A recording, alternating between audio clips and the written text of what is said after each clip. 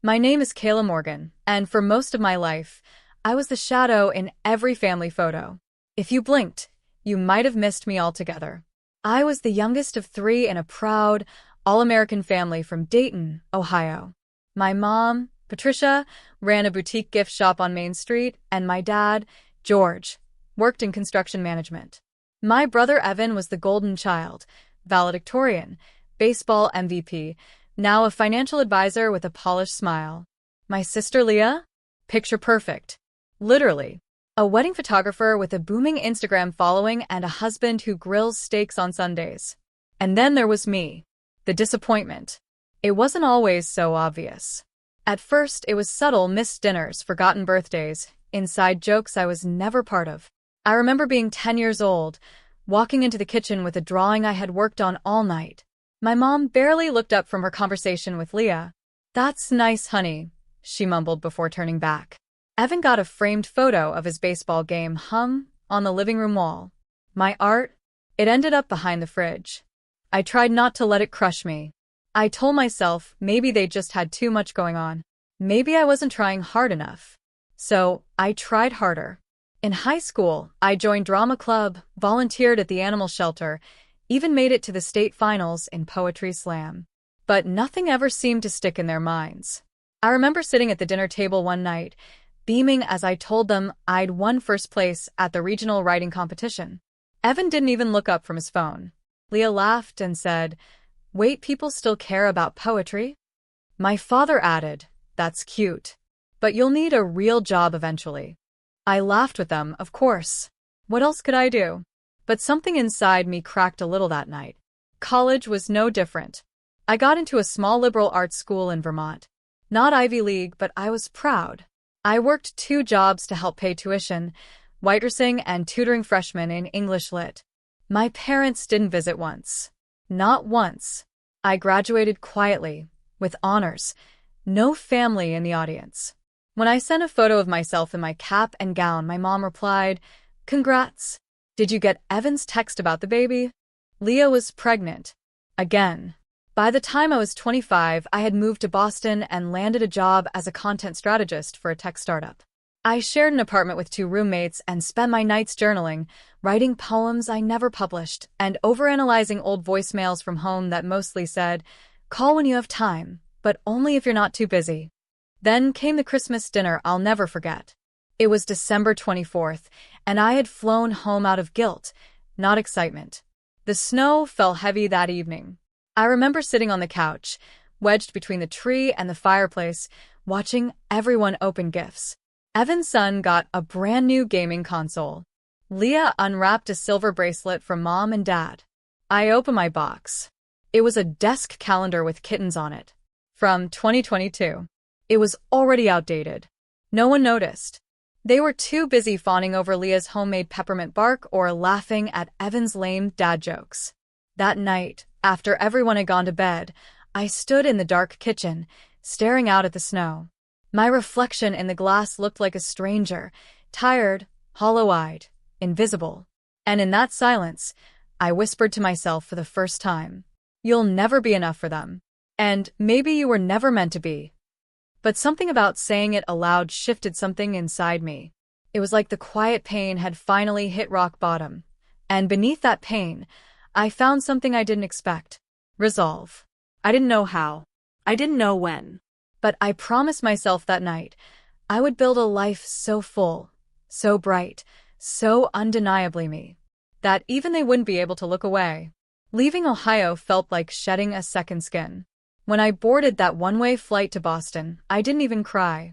Not because I wasn't scared, I was terrified, but because I had run out of tears long before then. My life up until that point had been one long silent scream, and now it was just quiet. A heavy kind of peace. Like the aftermath of a storm. I found a cheap apartment in Cambridge with 2 roommates I barely knew, Nina and Carlos. The place was drafty, the walls were thin, and the heating made strange groaning sounds at night. But it was mine, or at least not theirs. I filled my corner of the world with books, candles, and sticky notes of poetry on the mirror. I created rituals: peppermint tea at 9, journaling at midnight, headphones always, and on the subway. I worked as a content strategist for a small AI startup called Narrowbite.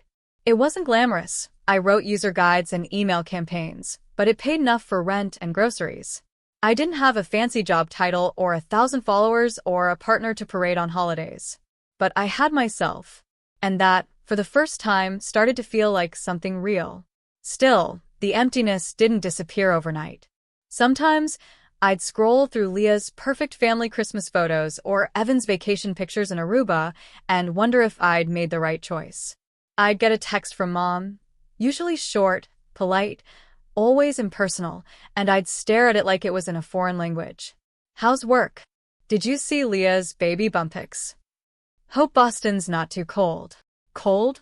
Boston was freezing. But not colder than my own mother's affection. It was during those long nights, alone with only the sound of the T-train rumbling by, that I began to change. Not in a dramatic, movie-style montage kind of way. Slowly. Painfully. Like growing out of clothes that used to define you. I joined a local writers group, mostly older women and a few college students with notebooks full of fire. The first time I read my poetry aloud, my hands shook so hard I spilled water all over the table. But they clapped. They really clapped. Not because they had to, not because they were family, but because they heard something that moved them. That night, walking home through the snow, I felt taller. Not because I'd changed, but because someone had finally seen me without looking through me. At work, I took on harder projects, pitched bolder campaigns, and one day, to my own shock, asked for a raise and got it. My manager, Joanne, told me I had a quiet leadership quality. That stuck with me. Quiet leadership. Maybe that was me. Not flashy. Not loud. But steady. Thoughtful. Unshakable. A year passed. Then, too. I missed birthdays, holidays, reunions. Not because I forgot, but because I couldn't go back. Not yet. Every time I thought about it, my chest tightened, like a warning. The scar was still too fresh. Then one night, I got a DM on Instagram. Hey. Long time no talk. Hope you're doing okay. Just wanted to say, I saw your post about the article you published. Really proud of you. It was from Leah. I stared at the message for 10 full minutes before replying. Thanks. Hope you're well too. I didn't mean it, but I also didn't mean harm. I was neutral. And for someone like me who used to cry over their approval, neutral was a kind of victory. 2 weeks later, I got a message from my dad. A simple, thinking of you. Mom mentioned you're doing good things. I didn't respond. Then came the group invite, a family Zoom call for Mom's birthday. I ignored it. That's when the phone calls started. From Mom, Evan, even Aunt Denise. Casual, overly sweet, strangely interested in my life for the first time ever. I knew something was off. One afternoon, while walking home from the cafe near my office, I saw Evan's name pop up on my phone. I picked up, curiosity winning over caution. Hey, Kay. Long time. You got a second? His voice was lighter than I remembered. Less smug. Almost uncertain. Yeah, I guess, I said. Small talk followed. Weather. Work. He asked if I was still writing. I said yes. Then he said it. The thing that lit up every alarm inside me. So, listen. Leah mentioned maybe you'd want to come back this year. Visit. Maybe talk things out. Talk things out. Yeah, clear the air. We all feel bad about how distant things got. I paused, staring at a leaf spinning in the wind. A part of me felt like screaming, "You called me a disappointment for half my life." But I didn't. Instead, I said, "I'm not sure. I'm really busy right now." Sure, he said. Just think about it, okay? I hung up, heart racing. They were circling back. But why? Why now?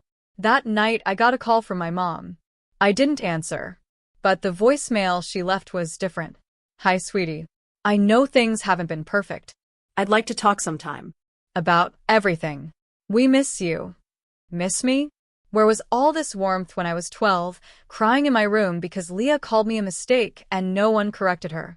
I sat in silence for a long time that night, trying to decide what part of me still wanted their love and what part of me had outgrown it entirely. One thing was clear. They had noticed. But it wasn't just me who had changed. Something in them had shifted too. And for the first time, I was the one holding the power. It was early October when I got the text that tipped everything sideways. From Leah. Hey, just wanted to say again that we'd love for you to come visit for Dad's birthday next weekend. He keeps asking about you. As if he had always asked. As if there weren't years of silence echoing between us like an abandoned hallway. I didn't respond right away. I stared at the screen while my lunch sat untouched on my desk at Narrabite. It was Friday, gray skies outside, and the office smelled faintly of burnt coffee and someone's reheated tuna. But none of that registered. All I could think was, why now? What changed? I called Nina, one of my old roommates who had since moved to Chicago, and told her about the messages. They miss you now that you're successful, she said flatly. Typical. What? Did they find out about the new article you wrote? I had just gotten published in a mid-tier digital magazine, a personal essay about growing up invisible in a house full of noise. I didn't name names, but if you knew, you knew. That article had gone low-key viral among writing circles. A few thousand shares, a thread on Twitter, and even a speaking invitation from a small university's media department. I hadn't told my family about it, but they knew. They always found out when it benefited them. That weekend, I went for a long walk by the river in Cambridge, leaves crunching underfoot, wind biting the edges of my scarf. I passed families laughing, couples holding hands, kids throwing bread to ducks. A part of me ached for the childhood I never had. The kind where your name meant something more than a sigh of disappointment or a forced smile. And yet there was another part of me that had questions. Why did Evan call first? Why not my mother? Why did Leah suddenly go from cold silence to soft emojis and exclamation marks? Why was everyone interested again? I didn't believe in coincidences.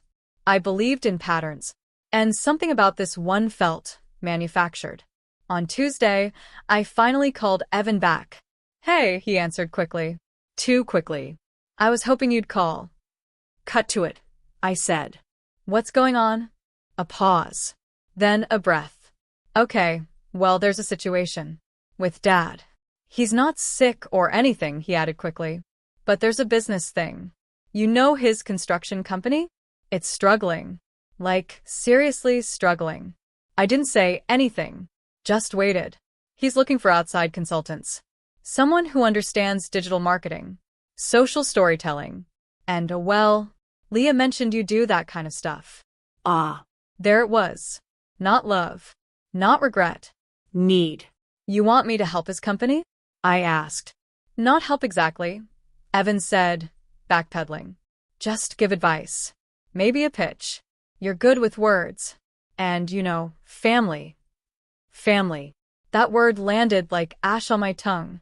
Why would he want my help? I thought I was the disappointment. There was a beat of silence on the other end. I think he regrets saying that. Evan mumbled. I mean, we all could have been more supportive. I didn't scream. I didn't cry. I just smiled to myself and said, I'll think about it. And I did. All night, I stared at the ceiling of my apartment, the glow of the city lights washing through my window like ghosts.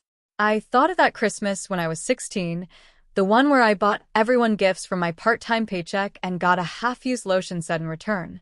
I thought of high school plays they never attended and graduation photos with an empty row where my family should have been. But I also thought of who I had become, of the articles with my byline, of Joanne's comment about my quiet leadership, of the time a 19-year-old girl from Twitter made me to say, your essay made me feel seen. I wasn't angry. Not exactly. I was aware. This was never about me being worthy or not. It was about them only seeing value when it served them. A few days later, I received an email. From my mother. Subject line. An invitation. Message. Dear Kayla, we're planning a small dinner for your father's birthday next week. It would mean a lot to us if you joined. He misses you. We all do. I know things haven't been easy, but we're trying. Maybe you could too? Love, Mom. I reread it 4 times. She never used to say love. She never apologized. But even now, her words felt like a performance. Polished. Selective. Uncomfortably neat. Still, something inside me softened. I wasn't a child anymore, desperate for scraps. I had power now. Choice. So I replied, I'll come, but only as a guest, not a fixer. She replied an hour later. Understood. We're looking forward to seeing you. The next weekend, I stood in front of their house. Brick, familiar, unchanged. It smelled like the past. I walked in wearing the navy coat I had bought after my second raise. My boots echoed on the hardwood floors. Leah greeted me first. Too eagerly. Hug too tight. Kay. You look amazing. Thanks, I said. My voice even. Measured. Dad was in the living room. He stood up when he saw me. I braced myself. Hey, sweetheart, he said. Long time. I nodded. Yeah. It has been. He didn't say sorry. Not then. But his eyes searched mine in a way I hadn't seen since I was a child. As if he finally saw the full outline of the woman standing in front of him. Still, I stayed on guard. The dinner was awkward. Conversations stilted. They asked about my work in a rehearsed way, nodding too hard at every answer. I knew they didn't get what I did. But now it mattered, because they needed it. And when Evan brought up the company again, this time in front of everyone, I simply smiled and said, I'm glad you're all trying, but I'm not here for that. Leah looked stunned. Evan blinked. Mom froze, fork midair. And me? I felt something I hadn't in years. Control. I don't remember finishing my plate that night. Not because the food wasn't good. Mom had made her famous rosemary chicken and roasted carrots, but because my appetite had been slowly replaced with clarity. After years of swallowing my truth, I was finally tasting power. The tension after my comment was thick enough to carve with a steak knife. Evan shifted uncomfortably in his seat. Leah glanced at Mom, who forced a small smile like she was trying to keep the peace at a dinner party for strangers. Dad cleared his throat. We didn't mean to corner you. It's just you've done well for yourself. We're proud. Proud. A word I had begged for all my life, now dropped casually like a napkin on the floor. I met his eyes. You're proud now. I mean, yeah. You've built something. You're doing better than we expected, he said, almost defensively. Better than we expected. There it was again. That veiled admission that they had set the bar so low for me I was basically crawling beneath it. What exactly did you expect? I asked. Mom jumped in. Kayla, that's not fair. We may not have always said it, but we've supported you in our own way. I let out a quiet laugh. Not out of humor, out of disbelief. Supported me? You forgot my graduation. You forgot my birthday more times than I can count. You made it very clear that I wasn't your success story. No one said that, Leah said quickly. You didn't have to, I said. You just lived it. Dad's jaw tensed. Look, we made mistakes. That's what families do. But you can't keep punishing us forever. Is that what you think this is? I asked, leaning forward. Punishment. There was a long silence. No one moved. The sound of the grandfather clock in the hallway filled the space between us, ticking away like a countdown to a revelation. I'm not here to punish you, I said, softer now. I'm here because for once in my life, I wanted to walk into this house on my own terms. Not as the black sheep. Not as the forgotten one. But as someone who finally knows her worth. Leah folded her napkin slowly, carefully. I think we all underestimated you. You didn't underestimate me, I said. You dismissed me. The words landed hard. Mom's face flushed. Evan looked down at his plate. Then Dad spoke. All right. You want the truth. I looked up. Finally. The business is dying, he said flatly. We're months away from shutting down. I spent years refusing to go digital, and now I'm paying the price. Evan told me what you do. I figured maybe you'd want to help. Maybe this was a way for us to reconnect. To reconnect, I repeated. Not to apologize. Not to make things right. But to get something from me. He didn't deny it. You used to say I'd never make anything of myself, I said. That writing wasn't a real job. that I was wasting my time. That was wrong, he admitted. I see that now. But you only see it because I became something useful to you. Silence again. And then, the unexpected twist. Leah spoke. It's not just Dad. Mom's shop is in trouble too. And the truth is, we're all struggling. We thought maybe if you helped promote us, write a piece or post something, people might pay attention. I felt like I had been punched in the chest. So that's what this whole thing was. A coordinated comeback tour for a family on the edge. Suddenly, I wasn't the disappointment. I was the PR campaign. You all got real friendly when the bank account started bleeding, I said quietly. Kayla, Mom said, eyes pleading now. We know we weren't there for you. We know we failed in a lot of ways. But people change. Families evolve. Can't you see this as a second chance? A second chance. The words hung in the air. Part of me wanted to scream. Part of me wanted to walk out, slam the door, and never look back. But then another part, calmer, wiser, the part of me that had earned every bit of strength in solitude, took over. I forgive you, I said. 3 heads snapped up. But I don't owe you anything, I added. Not my time, not my talent, and definitely not my reputation. Dad leaned back in his chair like someone had knocked the wind out of him. I spent my entire life begging for crumbs from this table. And now that you finally see what I bring, you want a full-course meal. It doesn't work like that. Leah looked like she might cry. Evan opened his mouth but said nothing. I stood up. I came here to see if there was anything worth rebuilding, I said. And now I know. Mom stood too. Kayla, please. Don't leave like this. Let's talk. I shook my head. I think we've said enough. I walked out of the dining room, past the photos on the wall that never included me, past the mantel where Evan's trophy still sat, past the front door I had entered so many times wondering if I mattered. This time, I knew the answer. As I reached the driveway, the porch light flickered behind me. I heard the door creak open, then shut again. No one followed. And I realized for the first time in my life, I was the one choosing to leave. Not because they pushed me out, but because I had outgrown the version of myself that ever needed to stay. I didn't cry on the drive back to Boston.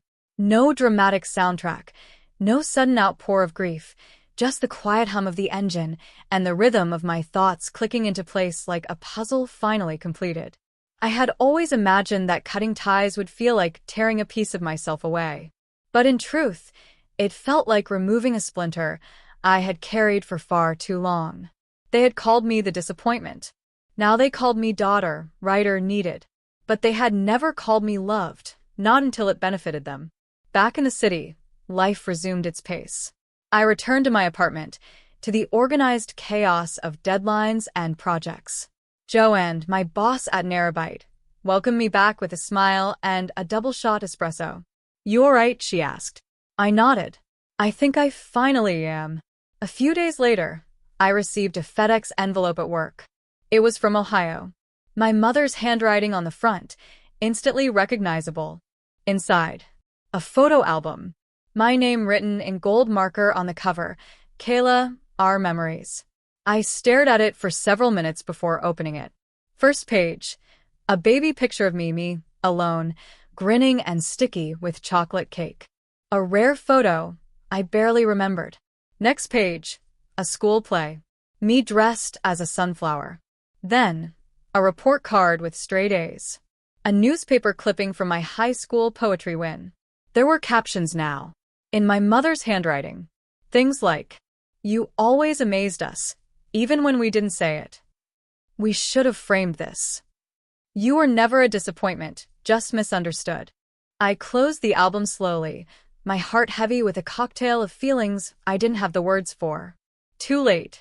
That's all I could think. They had all the time in the world to notice me then. Why was now the moment they started putting the pieces together? Because now I had value. Because now they had something to lose. I kept the album. Not out of sentiment, but as a record. A reminder. That love, when delayed until convenient, isn't really love, it's marketing. Weeks passed. I was invited to speak at a creative writing seminar for young women. One of the girls, no older than 19, raised her hand during the Q&A and asked, "What do you say to people who didn't believe in you?" I smiled. I say nothing. I let my silence remind them of the noise they once ignored. The room erupted into soft applause. But inside, I felt still, at peace. Until one evening, when I got another message. This time from Aunt Denise. "Kayla, I thought you should know. There's a rumor your dad might be filing for bankruptcy. But that's not what worries me. It's your mom. She's been acting strange. Secretive. Hiding mail. You might want to talk to her."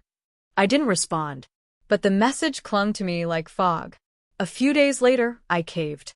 I called Mom. "Hello," she answered after one ring, like she'd been waiting. "I heard something," I said calmly. "About Dad. About the business." Silence. Then she said, "We're handling it. You don't need to get involved." But her voice trembled. "Why didn't you tell me the truth the night I came over?" I asked. "Because we were ashamed," she whispered. "Because, asking for help after everything we did, it felt wrong. But we didn't know what else to do." "And now?" I asked. A pause. "I think we've already lost you," she said. That night, I couldn't sleep. I kept thinking about that album, about all the rewritten history, the fake smiles, the desperate pivot from ignoring me to needing me. Had they really changed? Or had I simply become too valuable to ignore? Then, one final twist came. A week later, I received a letter from a lawyer in Dayton. Enclosed was a draft of a new will, Dad's. It read, "In light of recent events and overdue realizations, I hereby leave equal shares of my remaining estate and business interests to my 3 children, Evan Morgan, Leah Brennan, and Kayla Morgan." A note was attached in his handwriting. I never said it before, but I should have. "You were never the disappointment. I was." I read it over and over, numb. Too little. Too late. But not meaningless. I didn't reply. I didn't call. I didn't send thanks. I simply filed the letter away and returned to work. Weeks passed. Then one night, late, cold, Boston quiet, I stood by my window, sipping tea, scrolling through photos from the writing seminar, when something caught my eye. A reflection. In the glass. Behind me. Just for a second, quick, pale, shadow-like, gone when I turned around. I froze. Checked the locks. Nothing. But I felt it. A pair of eyes. Watching. Waiting. And suddenly, I remembered something Evan had said at dinner that didn't register then. We all feel bad about how distant things got. We? Who else knew?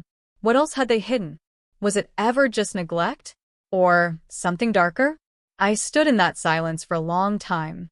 Not afraid. Not exactly. Just aware. That maybe the story wasn't over. Not yet. Because sometimes when the family calls you back, it's not just out of guilt. It's to keep you close before the truth gets out.